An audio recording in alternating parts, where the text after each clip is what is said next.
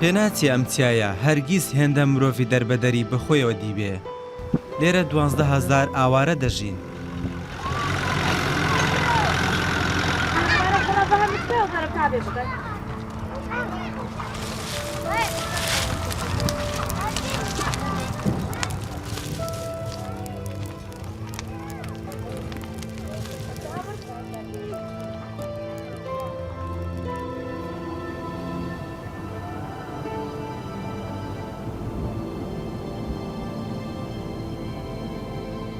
ئەو چیایی بۆیان بووە پەناگەیەک لە کاتی هێرشەکەی داعش، ئێستا شوێنی مانەوەیانە.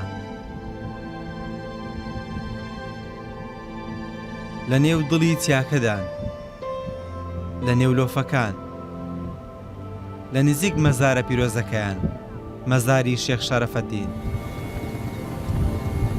لەو شوێنەی نان و ئاو نەبوو بیخۆن، چاویشیان لەوە بوو لە ئاسمانەوە خۆراکیان بۆ فڕێ بدرێ، چاویان لە گەڕانەوەیە.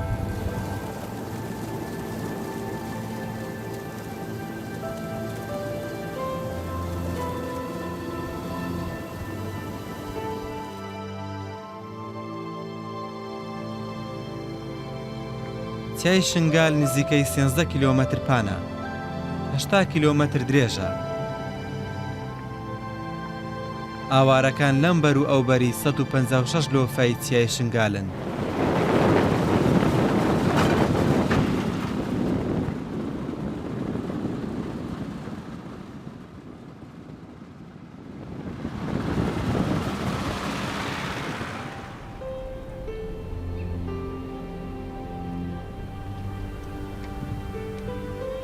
تەواوی ماڵەکانیان لە نێو خێمەیەکدا جێگەی دەبێتەوە، بەڵام هەموو چیاکە حەوشەی ماڵەکانیانە.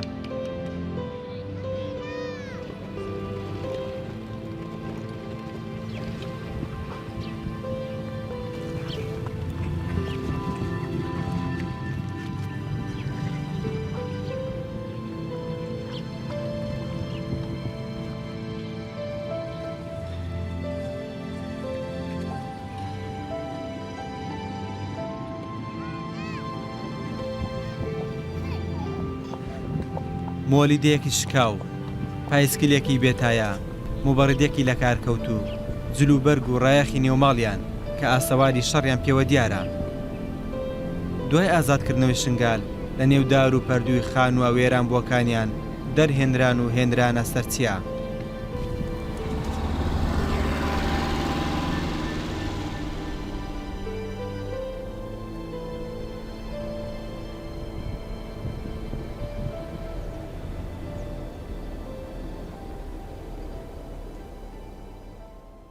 شتێکی شنگالە نەما، شنگال تالان بوو، ینی شنگال مەدینەکە کامل بوو، ینی شتێک تێدا نەهێشتن.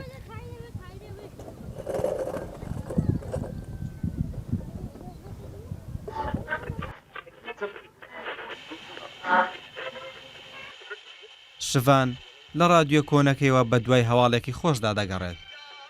ئێمە چوو گەنمگەی خۆی ماڵانی ئەف گەنمگێمە بوو، ئەف تشتکێمە بوو، هەما حەمدەلله مەچۆی ماڵانی جلوکن و ماشەلله خودیا قەنجە ماە تعویلك تشتك دان ما عم فقر دي سمالي اخو جيخو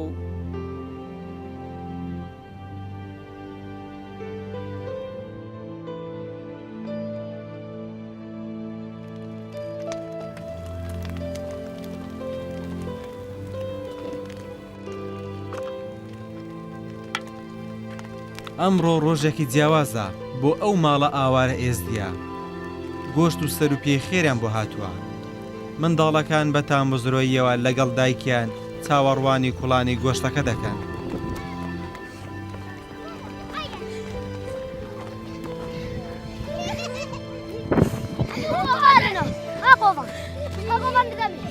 هەندێکیان ناتوانن چاوەڕوان بن، یاری دەکەن. ڕەنگە بۆیان گرنگ نەبێت کە دەمێکە ژیان یاری بەوان دەکات.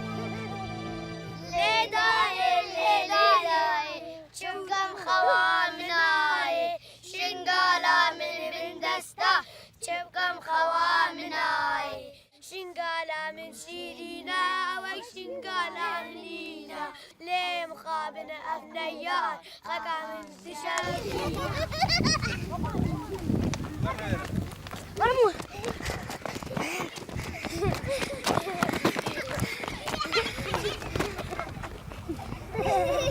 منیش یاریان لەگەڵدا دەکەم ئەوەی بەسەر ئەو منداڵانەدا هاتووە من و خانەوە دەکەم 26 ساڵ بەر لەوان بەسەرمان هاتووە تەمەنم 1 ساڵان بوو بەهۆی ئەنفالەوە گوندەکەمان لە کەرکووک خاپور کرا سوپاکەی سەددام بەشێک لە ژن و منداڵی گوندەکەمانی ئەنفال کرد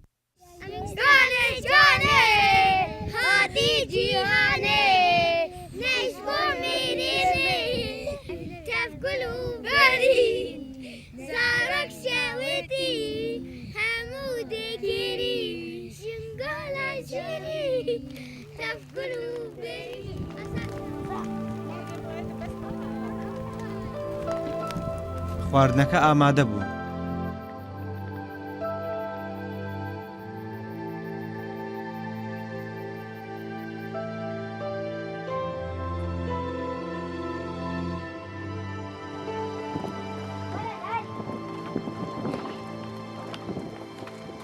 سلام خارن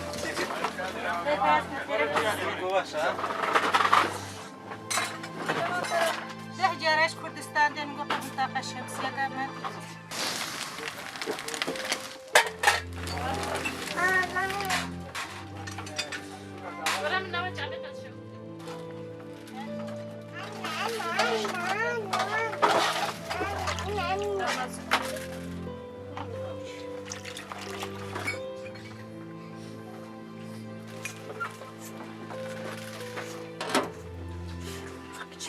خواردنەکە سەرەتا لە پێش پیاواندا دەنرێ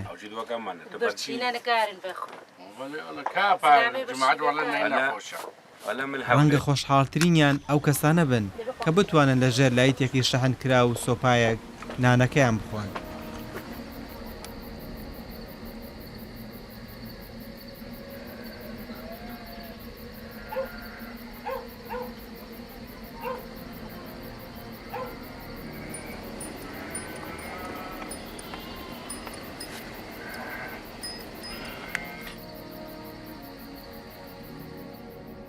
شەوانی چیای شنگال لە چۆڵەوانی دەچێ تاریک و کپ و مات کەمێکش سامناک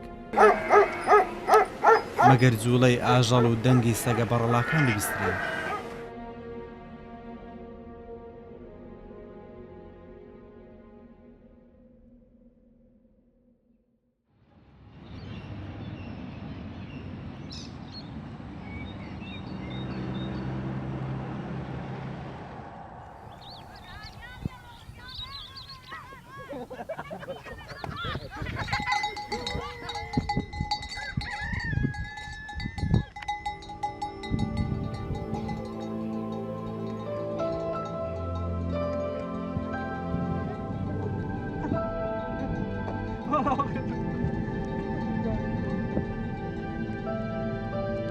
ئەوان لە باوشی چیاکەدان باوشێک لە دوژمنەکانی دەتپارێزێ بەڵام بە هاوین دەتخاتە ژێر پلێکی بەرزی گەرمی لە زستاندا کزەی بای چیا هەڵت دەلەرزێنێ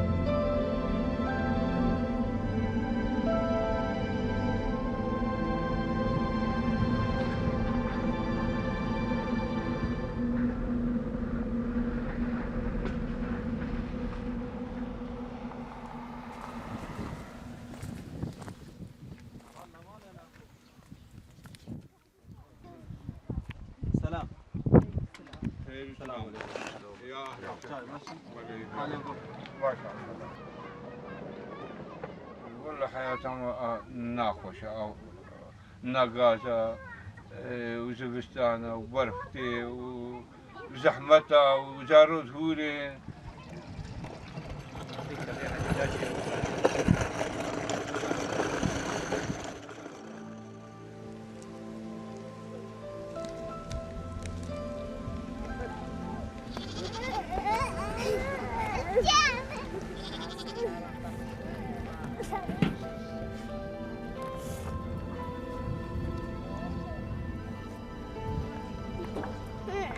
لە نێو ساردی چیاکەدا بڵێسە و ئاگری تەنورەکان ئومێدێکە هەم بۆ خۆگەرمکردنەوە هەم بۆ برژاندنی نانی سەرسفرەی ئاوارەیی.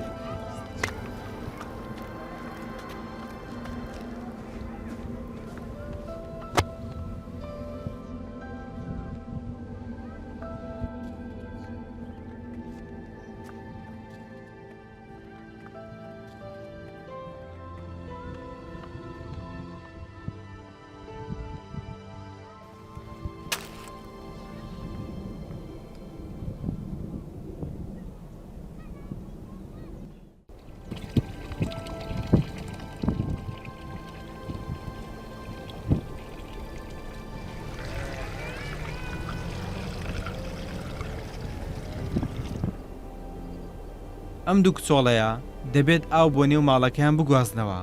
تانکی ئاو لە خێمەکەیانەوە نزیکەی 500 مەتر دوورە.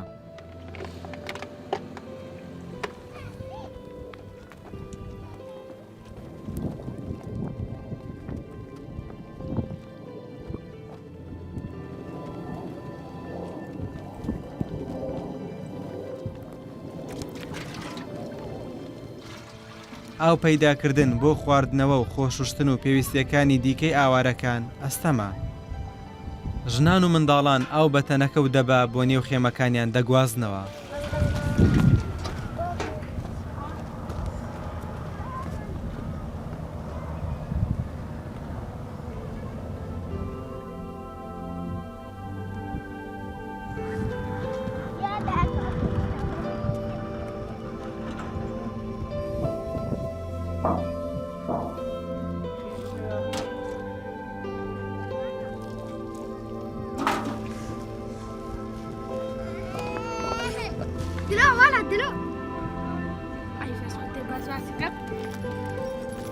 ڕەنگە خۆشحاڵترینیان ئەوانە بن کە گوێ درێژەکان هەبێت تاوەکو بە هەوراز و نشێوەکانی ئاوارەییاندا دەبەی ئاوەکانیان بگوازنەوە.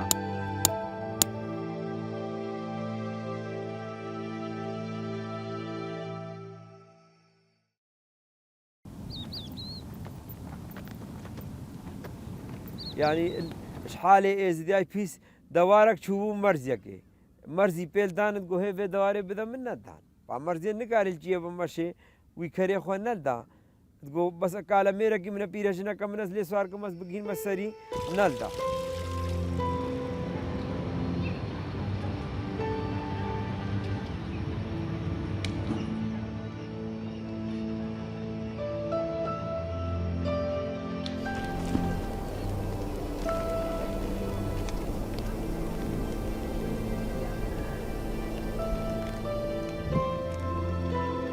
ئەو ئاوەی دەیگوازنەوە گەرمی دەکەن تاوەکو خۆیانی پێ بشۆن لە نێو گەرماوێک کە تەنیا بە چەند دار و پارچە نایلۆنێک دروست کراوە.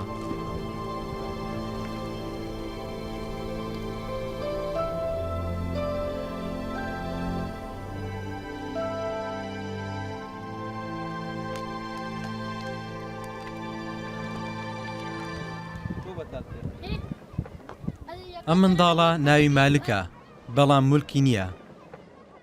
سیمە و ڕەنگی چاوە سەوزەکانی لە ئەوروپیەکان و نەهامەتی و ئاوارەیەکەیشی لە تێکڕای منداڵەکانی دیکەی سەرچیا دەچێت. بەری داعی بێت چوو مەردەسێ وەدی سپکلا چارێ بوو.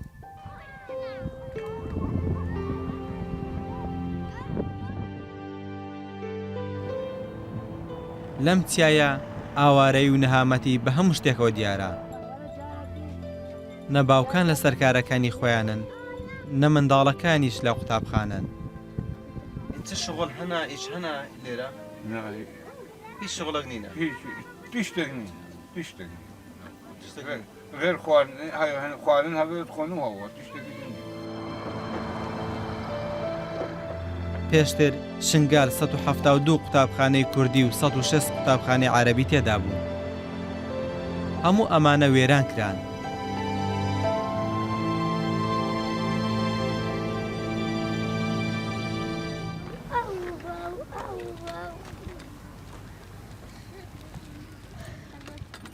پێڵاوێکی لاستیک بۆ ئەو منداڵانە لە زۆر شت بە نرخترا.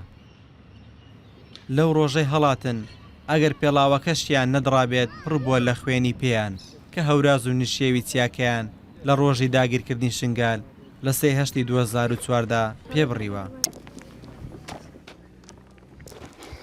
هلي خبالي خالي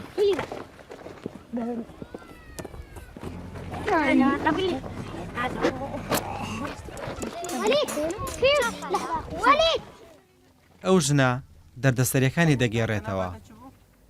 نافێ مێ گەورێ گەورێ جردۆ زوو سوێن دەخوا کە ئەم چایە ئەوانی ڕزگار کردووە بۆیە جێ ناهێڵن. تاوسی مەلک ئەما خودێ ڕێبەری کرد یا ئەمەگوۆ ئەشلنگام مدگۆزت کەڤەما ئەم گەهوان چەندە چەندی ئیتقادەی ڕەزیلان ئەدمری ئای خودێ جەمە ڕزی ئیزیدی ڕزی ئەو جەت قژۆ بوو خودێ نزە چەندە چوێ مرن ئەشتێ هێنا وش برچە و خودێ هێنا گەهان لە وەفا واسی گرتن واسی گرتن و بەرن سەر ژێکردنەها هزارە پیر و خۆتۆ هەمەهی لاشژی من نەدینە خودێت بەرسە هێوان دارێ بیچ وای خودێ ئاف نەبوو بە خودێ مشتێ هێنا واسی زمان هەش کرد بوو ئەو هەوا لەدەت کەکرد بابێ چاوا ساقەکە مەهن خەلەفا مەد خودێ خودێ ڕزقی مەد خودێ گەلەک مرێن گەلەک ڕزیل بوو قژۆ بوو ئەو خۆ ڕزیلی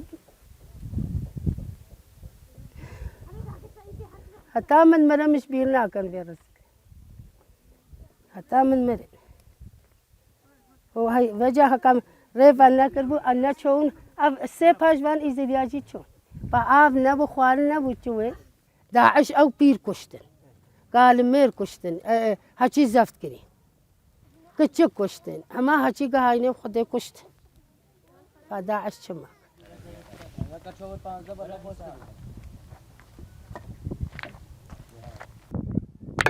گەنجەکانی چای شنگال بێکارن شوێنێکی یاریکردنیان بۆ خۆیان دروست کردووە پۆشتە نین تەنانەت ئەو جلوبەرگەی بۆشیان هێنراوە لەبەر مۆدیل و ڕەنگەکەی لەبەریان نەکردووە ئێزدیەکان ڕەنگی شین لەبەر ناکەن دجارە جاکت جلک دارەما بابێجا ئیزیدی جلکت شین البەر خۆ ناکەن هەمەت شین بوون مال بەر خۆ ناکرد ماشەوتە لەبەر چ جلاشین لەبەر ناکە ئێزدی ئەی با ئیزی نارە جلکێشی کێر نای لەبەر چ کێری ئیزیدیان ناین جلکێشی چ جلک بۆنگۆ نابێ پانتەرون بوون و قەمسەل بوون و ئەوانە بۆنگۆ نابن خێنجە زاڕوا ڕەئانی بوون وش مەسناڕە نانی بوونش هۆن زێدەتر چ جل لەبەر دەکەن چ ڕەنگە چ ئەلوانە ئەی با خۆ دێ سۆهۆرا کەسکە جەمبەلیا سپیا مە نابێشین هەبن لەبەر چی ئەی گونەها گوناحە ئا کێری ئیزیدیان نای ئەمە کچێکی موسڵمانی ڕۆژئاوای کوردستانە چارەسەری ئاوارەکانی چیا دەکا یاریدەدەری پزیشکە و ناوی خەنسا شەمدینە پشتی خواردنê rojê sê cara ev jî rojê çar cara bila bixwe jî piştî xwarinê کابینەکەی تاکە شوێنی چارەسەری ئاوارەکانە لەوێ چارەسەری هەموو نەخۆشیەکان دەکرێت زیاتر لە 100 منداڵ لەسەر چای شنگال لەژێر چاودێری ئەودا لەدایک بوون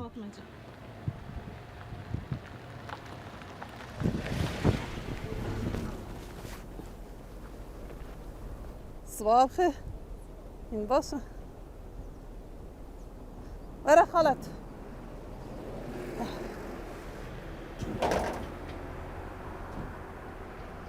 خەنسا تەقسیر نەکرێت کێشەمە خەڵکی جایشن گالێ ژن و کەچکە زارڕۆکە هەتان هۆژی دیمودی مستمحەتاما کارە دیمودیم علاجاندەمە و شیر دەزارڕۆکردمە و حفادە دەزارڕۆکردمە وەگە نەژوێ بەزارڕۆکردمە هەمووکی مرن و xalet destê xwe bigire veke rayê jî zayîf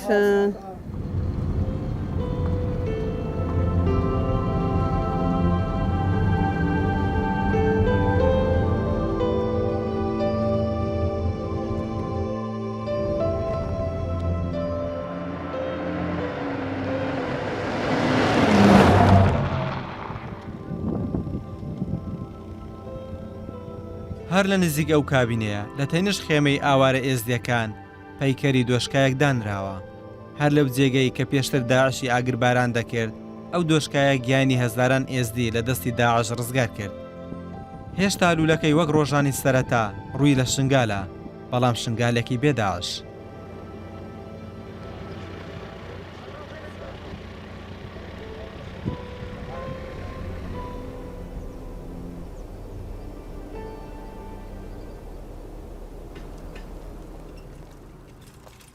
سەرباری حەسرەتی ئاوارەی و لە دەستدانی کچەکانیان ئەوەی داعش بەسەری هێنان بە قورستنی فەرمان لەسەر خۆیان دادەنێن. ئەو هەفتی و 4 فەرمانن مەڕاون وجا همت تشتا نابيرا ما أبقي تشوجنا دستي والأود رزيلة أود قجوكنا أما بحالي خد رادينا ما أو نقربون ونكربون دستي دش من قنج خدي ها أبقي كده ما خدي ما أبدلوا بعض ديفت خدي هفتشان نان نوم خوان خدي بنيش نوم خوان خدي حالي ما رزيلت الناو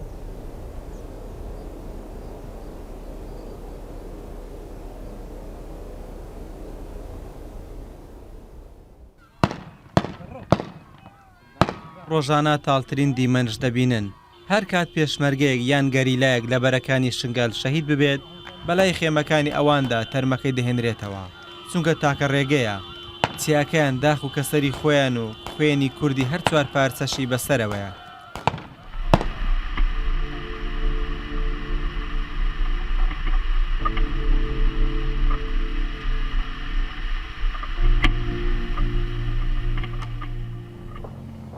هەر شتێک لە شنگالدا بوو بێت زەبری شەڕی بەرکەوتووە. شار وەک ئەوەی تۆفانێک بە نێویدا ڕەت بوو بێت بە تاوابەتی وێران بووە. پاشماوەی شەڕ بە سیمای شنگالەوە دەبینرێ.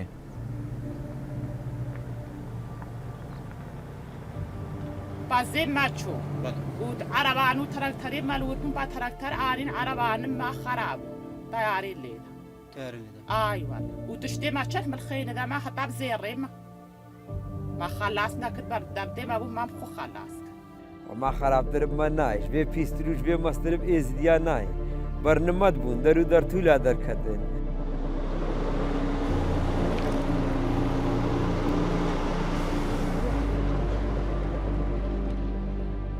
چیتر شنگال شارە شەنگ و ڕووجوانەکە نییە کە مانای ناوەکەیەتی.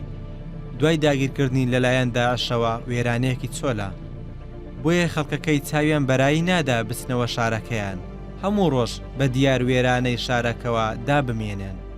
ئەفسال و پرگەنم بوو جا بوو ئابەت شتەکە نەیشتن ینی شنگال تاان بوو ینی تشتە بۆ شنگال یان نەمایە.